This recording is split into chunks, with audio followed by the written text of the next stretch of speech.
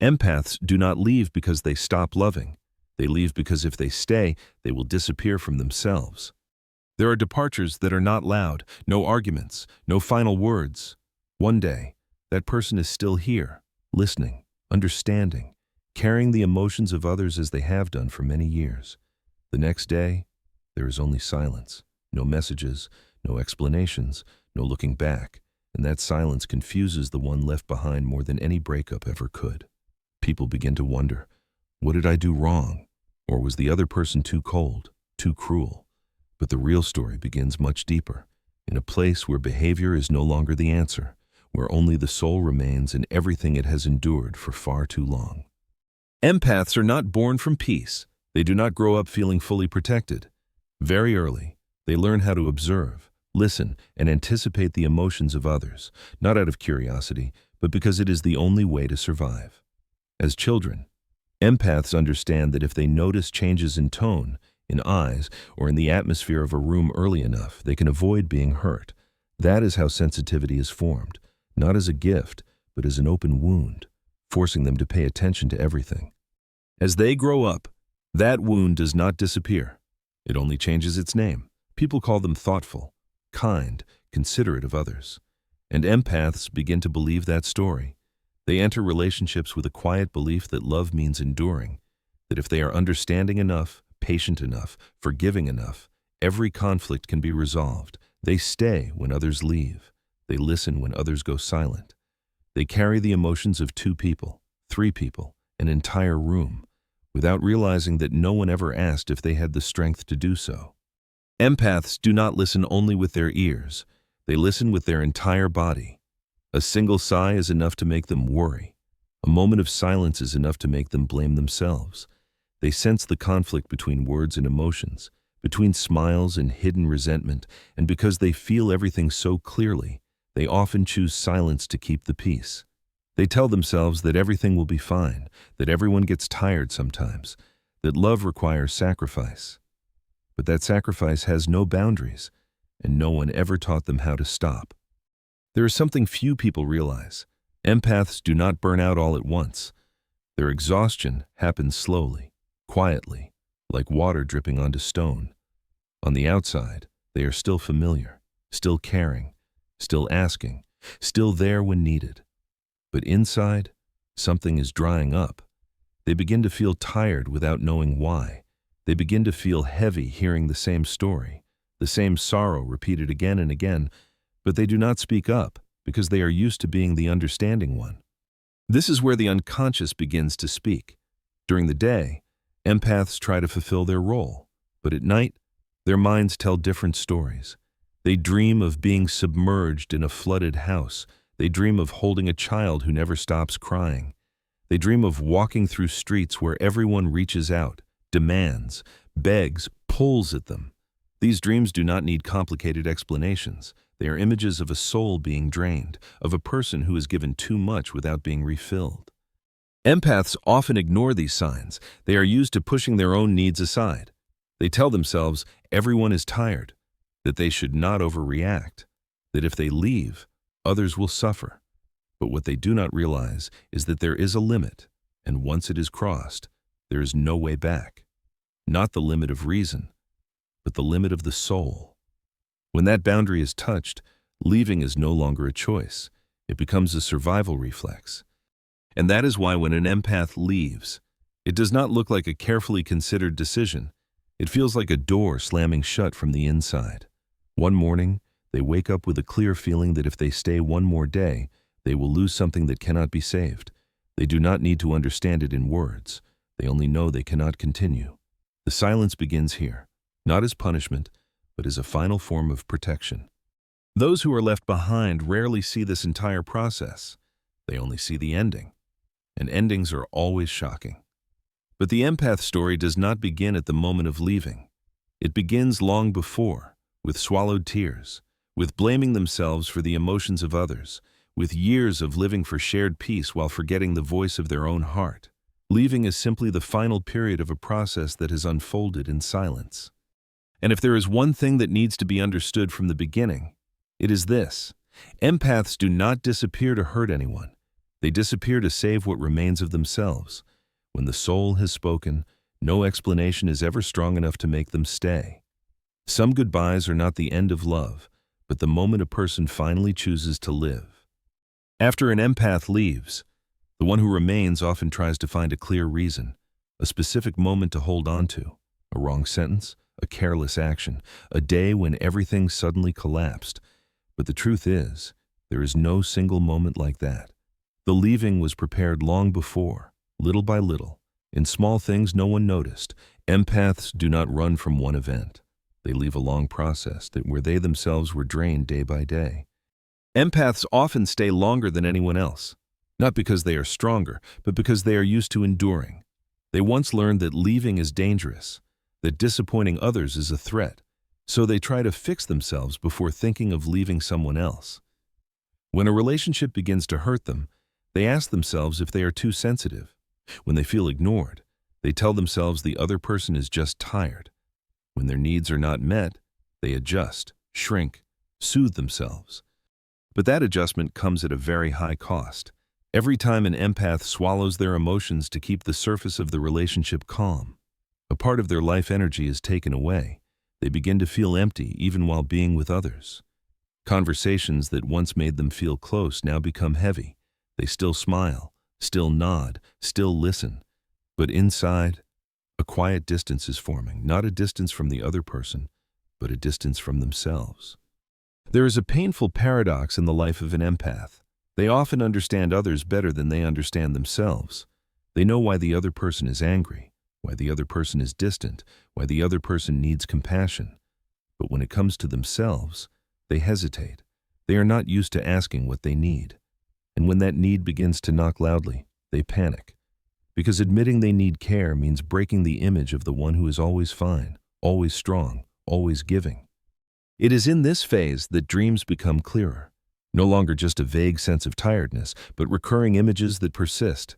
Empaths dream of being lost in familiar houses with no way out. They dream of carrying luggage that is too heavy, walking a long road with no destination. These dreams are not random. They are the unconscious way of saying that the soul has been carrying too much that does not belong to it. During the day, empaths still try to rationalize everything. They tell themselves that everyone goes through hard phases, that every relationship requires effort. But at night, their body and mind no longer cooperate with that story. They wake up with anxiety for no clear reason. They feel suffocated even when no one has done anything specific. This is when the unconscious begins preparing for a more decisive action, not to destroy, but to protect. What is important to understand is that empaths do not plan their leaving in the usual way. They do not sit down and write a list of reasons to stay or to go. The leaving comes from a deeper place, where language is not needed. It is the moment they realize, not with thoughts but with their entire body, that if they stay, they will lose the ability to feel joy, life, and themselves. That feeling is like lacking air, like holding their breath for too long. And so, when an empath disappears, it seems sudden to outsiders, but to them, it is the result of a process that has lasted long enough. They do not leave in anger. They leave in deep exhaustion. There is no energy left to explain, to argue, to try to be understood. Words become dangerous at this point, because every explanation can pull them back into the old cycle, where they once again take responsibility for other people's emotions. Silence, in this case, is not avoidance. It is the final boundary. Empaths understand, even if they cannot put it into words, that if they open the door to dialogue one more time, they will betray their own decision to save themselves. And when a decision does not come from the ego but from the deepest part of the soul, it does not accept negotiation, not because of hardness, but because there is no other choice. Those who remain often feel that silence as cruelty, but they do not see the years the empath stayed in silence before that. They do not see the times the empath softened their own pain to keep the peace. They do not see the boundaries that were crossed gently, politely, so quietly that no one noticed. The leaving only reveals what had been unbalanced for a long time. At a deeper level, the withdrawal of an empath is not only leaving a person or a relationship, it is the beginning of a larger process, where the soul starts to reclaim the right to live fully. It is like water that has been blocked for too long. And when the dam breaks, the water does not turn back. It simply flows where it needs to go. And from that moment, not everything becomes easy, but at least the truth has begun to be honored. When an empath leaves, what hurts the one who stays the most is not exactly the loss, but the feeling of not being explained. Silence hangs in the air like a question that never gets answered. People go back through old messages, through moments that once seemed normal, trying to find a warning sign, but the more they search, the more confused they become. Because the truth is, the empath sent many signals. They just were not heard in the right way. The tiredness in their eyes, the longer pauses, the times they spoke less, reacted less. That was not indifference, but the sign of a soul slowly withdrawing to protect itself. Empaths do not leave on impulse. They tried to stay in many ways. They tried speaking more gently, understanding more, waiting longer. They adjusted themselves to fit the relationship, like someone constantly shrinking their breath to avoid disturbing the room.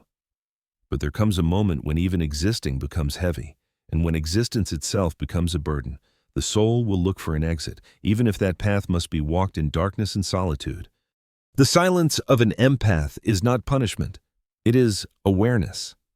They understand that if they keep explaining, they will be pulled back into the old cycle, where they must prove their pain is real, where their emotions are questioned, where they must once again be the understanding one.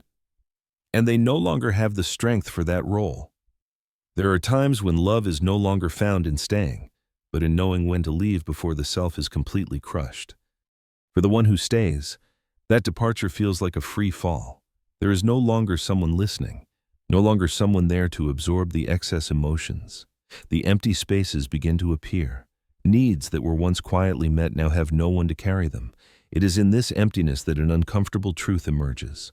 Perhaps we have grown used to receiving more than giving, used to being understood without having to understand in return, used to having someone always willing to sacrifice to keep everything stable.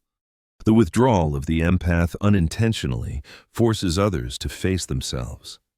Without the gentle mirror reflecting every emotion, people begin to see more clearly the parts that have not matured, the emotional hunger that was never named.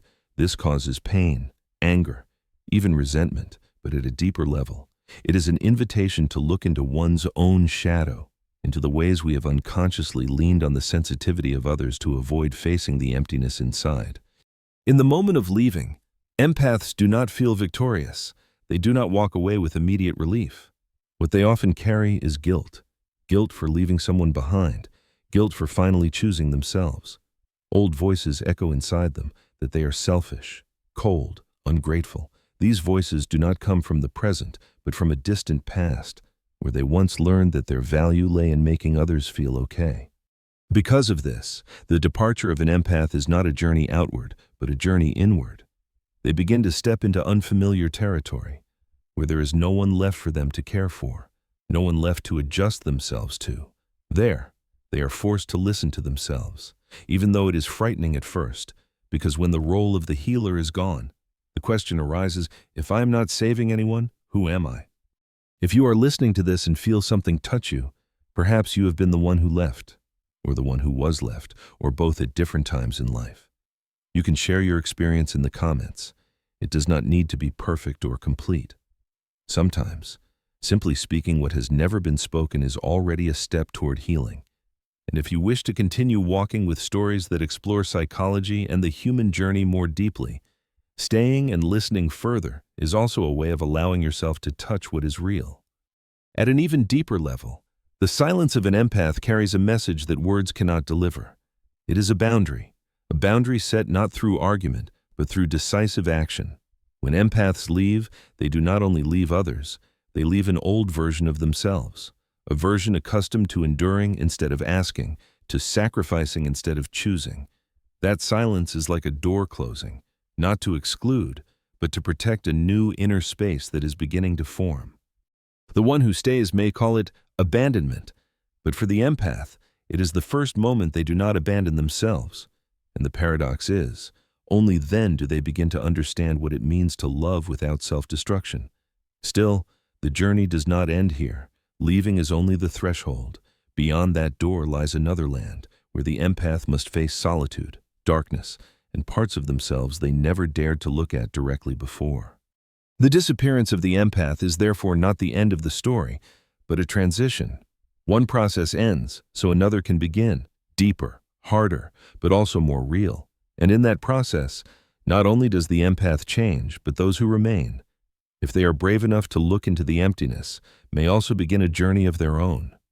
After leaving, empaths do not immediately step into the light. Instead, they enter a deep quiet, where there is no longer the noise of other people's emotions and no familiar role to cling to.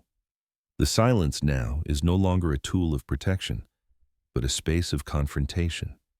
And it is within this space that many empaths, for the first time, feel an emptiness so intense it becomes frightening. There is no one who needs them, no one left to save. In the morning, they wake up not knowing what to do with the energy that was once used to care for others. The feeling is like standing in an empty room after a fire. Everything has already burned down, leaving only the question, what now? Empaths often disappear from social life during this phase. They do not seek new relationships. They do not rush to fill the void. Not because they hate people, but because they need to withdraw in order to hear their own voice again. For many years, sometimes decades, that voice was drowned out by the needs, pain, and expectations of others. Now, when everything is quiet, the inner voice becomes clearer, but also more intense. It carries questions empaths once avoided. What do I truly want? Who am I angry at? What did I lose by always choosing to stay? Loneliness in this phase is not romantic. It is heavy, slow, and full of contradictions. There are days when empaths feel relieved because they are no longer pulled toward others.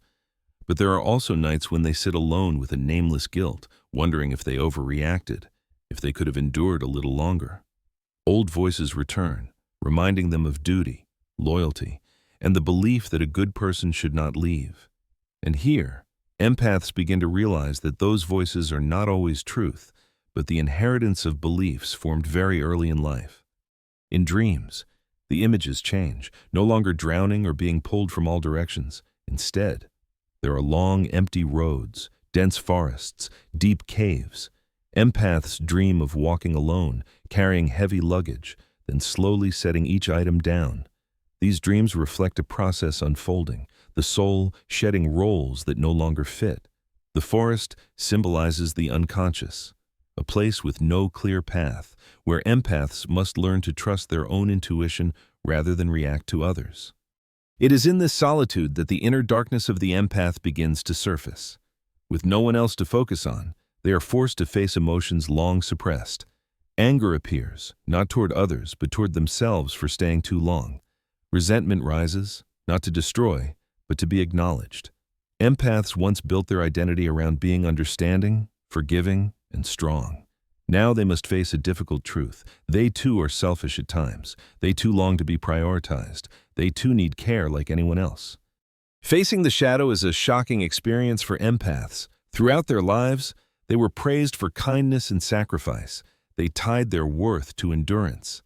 So when the less beautiful parts emerge, they fear they are becoming a bad person. But in reality, this is the beginning of wholeness. No one becomes whole through light alone. Only when empaths allow themselves to feel anger, disappointment, and desire do they stop living as half a person. During this stage, many empaths feel lost. They no longer know where they belong. Old relationships no longer fit, but a new identity has not yet fully formed. This is the in-between state, where the old has died but the new has not yet been born. It is like standing in the darkness of a cave, where the light behind has faded and the exit ahead is still unclear. Many feel tempted to turn back, not because it was good, but because it was familiar. But the soul does not allow retreat, because going back now is not just returning to a relationship, it is returning to a version of the self that can no longer survive. Empaths gradually learn to tolerate uncertainty. They learn to be alone without judging themselves. They begin to realize that their value does not lie in always being useful to others. Small moments appear. A quiet morning, a time they say no without explanation, a decision based solely on their own feeling. These moments may seem small, but they carry deep meaning. They are signs that a new boundary is forming, not from fear, but from self-respect. Meanwhile, The one who stayed is also on their own journey, whether they realize it or not. The absence of the empath creates an uncomfortable void. Emotions that were once absorbed now return to their owner. The one who stayed may feel empty, angry, or confused, but if they are brave enough to sit with that feeling, they have a chance to see the parts of themselves that once relied on the empath presence to avoid facing reality. The leaving, therefore, is not only loss, but an invitation to grow for both sides. Empaths do not leave to teach anyone a lesson, but unintentionally, their withdrawal becomes a mirror. It reflects the unconscious dynamics of the relationship, the imbalances that existed for a long time. And in that reflection, each person has a choice to turn away from the truth or to step into their own journey of self-awareness. For empaths, this phase is preparation for a deeper transformation. They do not yet know who they will become, but they begin to sense that another version is waiting to be born, a version that no longer lives to please everyone, no longer carries the burden of saving others. The path ahead is unclear, but for the first time, they do not feel the need to rush, because after years of living for others, slowing down, listening, and staying with themselves is already a revolutionary act. And from this land of silence, a quiet transformation is taking shape. Not loud, not dramatic, but irreversible. Empaths are learning how to exist without sacrifice, and that is the foundation for everything that comes next.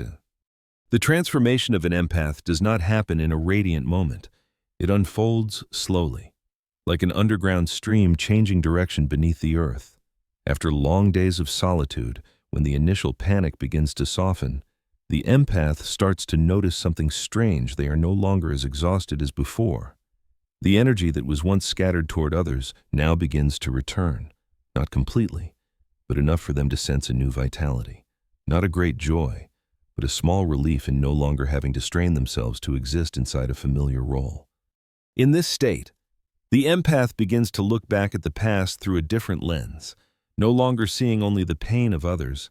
They start to see more clearly the moments when they betrayed themselves, the times they said it's fine when it was actually it's not okay, the times they stayed only out of fear of hurting someone else, while they themselves were slowly disappearing. This realization is not comfortable. It carries sadness and even shame. But at the same time, it brings something the empath rarely experienced before for the first time. They are not denying their own truth. From here, a subtle shift takes place. The empath begins to question before reacting. Before, they often felt responsible for filling the emotional gaps of others. Now, they pause, breathe, and ask themselves whether that gap truly belongs to them to carry. This pause is very small, almost invisible, but it marks a new boundary, not a rigid boundary, but one born from self-respect. In dreams, the images continue to change. The empath dreams of discovering secret rooms inside an old house, rooms that are brighter, wider, places they had never entered before. These are symbols of parts of themselves that were neglected because they were too busy caring for others. Talents left unused, dreams once labeled selfish, personal needs pushed aside. The unconscious is returning to them the pieces that were lost. At the same time, the fear of becoming cold quietly lingers. The empath wonders whether setting boundaries will make them lose their ability to love. But through small experiences, they gradually understand that boundaries do not kill empathy. On the contrary, they save it. When no longer drained, the empath can feel without drowning, can listen without sacrificing themselves. This is a new form of empathy, less loud but more sustainable. If in the previous stage the empath withdrew from the world, in this stage they begin to return, but in a different way. No longer unconditional, no longer always available.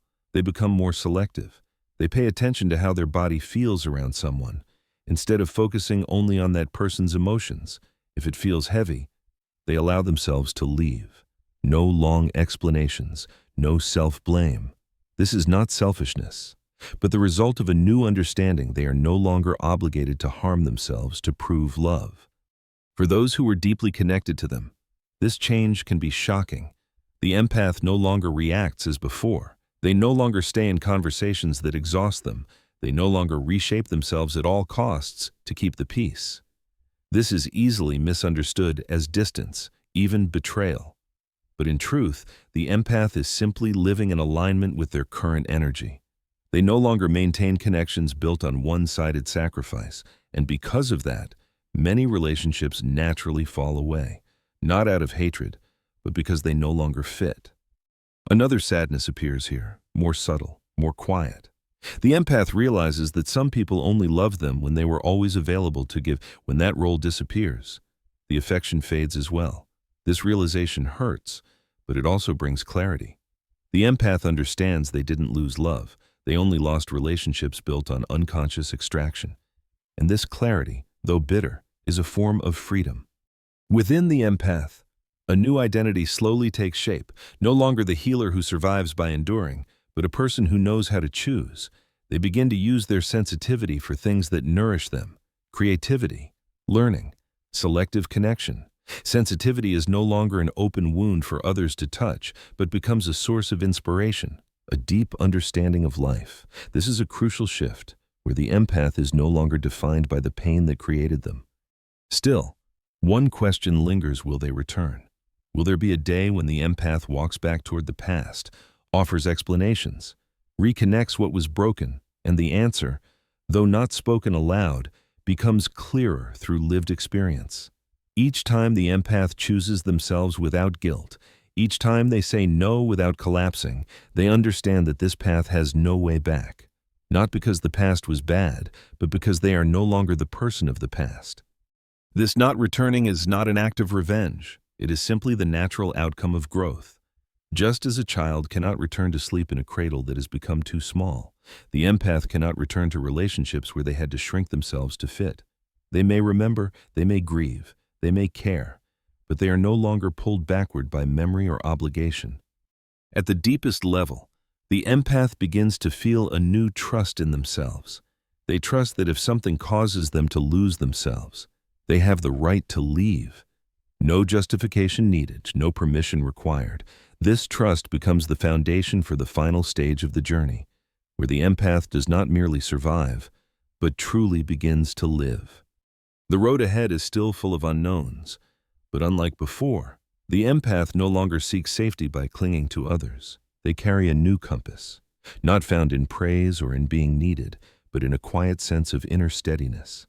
And it is this compass that will lead them to an ending where leaving is no longer a wound, but a rite of birth. At some point, the empath realizes that this new peace is no longer as fragile as they once feared. It does not disappear when they say no. It does not collapse when they put themselves first. On the contrary, each time they are honest with their own feelings, that peace becomes clearer. It is not a radiant happiness, but a sense of standing firmly inside their own body, no longer stretching themselves to receive everything from the outside. This is the first time the empath feels they have weight, shape, and real boundaries. In this state, they begin to see the world through different eyes. Relationships that once felt indispensable are now viewed with more clarity. The empath no longer idealizes attachment at any cost. They begin to recognize that some connections can only exist as long as they keep giving until empty. When that source of giving is gone, the relationship naturally dissolves. This no longer shocks them as before. It is sad, but it no longer destroys them. Sad because something familiar is lost, but relieving because it no longer requires the price of their own self. The empath also gradually understands why they cannot return, not because of resentment or a desire to punish anyone, but because returning would require becoming the old version of themselves, the version that learned to ignore the signals of the body, to ignore the limits of the soul. This growth moves in one direction, once they have seen the truth about themselves. They cannot pretend they never knew. Going back is not just meeting the old person again, it is betraying the new life forming within. In quiet moments, the empath may feel a very strange sadness, not sharp, not dramatic, but deep and still. It is the sadness of accepting that there are people who will never understand why they left. There are stories that will never have a complete explanation. Before, the empath would try to fix this, try to make everything clear so no one would hurt. Now, they learn to let what is not understood remain, not because they are indifferent, but because they understand that not every truth needs to be proven. This change may make the empath appear more distant to others. They no longer react immediately. They are no longer always available to listen at any time. But inside, they are not closed. They are simply choosing to open with awareness. They learn to distinguish between nourishing connection and draining connection. This is a new skill, and also a major result of the journey they have walked. Empathy is no longer a self-destroying instinct. It becomes a choice. At a deeper level, the empath begins to sense a different current in life. They may feel drawn toward new paths, new work, new forms of creativity they once did not dare to touch. Not out of ambition, but because they finally have enough energy to listen to what they truly want. Sensitivity now becomes a source of creativity, a guiding intuition, rather than an open door for every wound to enter. When meeting people who were once deeply important, if that happens, the empath is no longer shaken as before. They may feel emotion, but they are not pulled backward. There is a gentle distance, enough to hold respect without losing themselves. This is a clear sign that a rite of transformation has been completed. The empath is no longer driven by old guilt or responsibility. They remain in the present moment, not trapped in the past. And it is at this moment that the question of why empaths never return becomes clear. Without needing explanation, they do not return because they have gone too far on the path back to themselves, not far in distance, but far in awareness. They have learned to listen to the body, respect emotions, and trust intuition. These things cannot be undone. Once the soul has tasted wholeness, it does not accept returning to fragmentation. The empath no longer seeks validation through sacrifice. They no longer need to be seen as good in order to feel worthy. Worth now comes from their honest presence, from being able to live without shrinking themselves. This brings a very quiet kind of freedom, not loud and not performative, simply being themselves. That freedom does not separate them from humanity. On the contrary, it allows healthier connection. The empath can love without losing themselves, can leave without self-condemnation. This is the foundation for the final part of the journey, where everything no longer revolves around leaving or staying, but around living a life that no longer betrays the self. At the end of this journey, the empath no longer sees their leaving as a wound, but as a rite of maturity, not a rite witnessed by others, but a quiet one that takes place between them and their own soul. Looking back, they can see clearly that they did not leave to oppose anyone, nor to prove anything. They left because staying meant continuing to betray themselves. And no love, no connection, is worth the price of losing oneself. The empath gradually releases the need to be fully understood. Before, they lived with a deep longing that if they explained clearly enough, gently enough, others would understand and everything would be okay. Now, they understand that some people can only understand the old version of them, the version that always gave, always endured, and that is no one's fault. When a person shifts their level of awareness, not every relationship can come along. This letting go brings a strange sense of relief, like finally stopping the strain of holding a door that has become too heavy. Judgment from the outside may still exist. Some people call the empath cold. Some believe they have changed in a selfish way. Some miss the old version of them. But these words no longer pierce the new layer that is formed. Not because the empath has become indifferent, but because they have learned that other people's emotions are no longer their absolute responsibility. They can listen, but no longer let themselves be submerged. They can empathize, but no longer trade their own life for the comfort of others. At the deepest level, the empath begins to feel a very real peace. Not peace because everything is perfect, but peace because they are no longer fighting themselves. Their body feels lighter. Their breath becomes deeper. Their decisions no longer come from the fear of being abandoned, but from an inner sense of what is right and wrong. This is a quiet kind of freedom, one that does not need recognition, a freedom that can only be reached after passing through loss, guilt, and darkness. At this point, the empath understands that they were not born to be an endless source of nourishment for others. They are human, with limits, with needs, with their own dreams. Their sensitivity is no longer an open wound for life to step on, but becomes wisdom, intuition, the ability to feel deeply the beauty and pain of the world without losing themselves. They do not close their heart. They simply choose who is allowed to enter. If there are moments when they think about the past, the feeling is no longer tearing them apart. It is like looking back at an old road that led them here. There is sadness. There is care. but no longer a wish to return. Not because the past was bad, but because the present is whole in a different way. The empath no longer lives as a savior. They live as a complete human being, capable of love, and also entitled to leave. And if you are the one who is left behind, this story does not end with blame. The empath leaving is not a verdict against you. It is an invitation to look at the parts of yourself that once relied on the giving of others to avoid facing yourself. An invitation to learn how to stand on your own, care for yourself, listen to the empty spaces within. It is not easy, but it is necessary. Because no one can live your life for you, just as the empath could no longer live on behalf of their own soul. In the end, what remains is not loss, but truth. The truth that every person has a point where the soul says enough. When that point arrives, no explanation is needed, but no permission must be asked. There is only one step taken toward oneself. The empath has taken that step, not to disappear, but to return. And when you no longer live to be loved, no longer live to be needed, no longer live to be judged as good or bad, you begin to truly live, not in the eyes of others, but in the deep steadiness of your own being. Freedom is not being understood by everyone, but no longer having to abandon yourself in order to stay. Thank you for staying with me until the very end of this story. If this message touched your heart, please give it a like, subscribe to the channel, and turn on the notification bell so you'll never miss the next journey we take together. Your support means the world to me.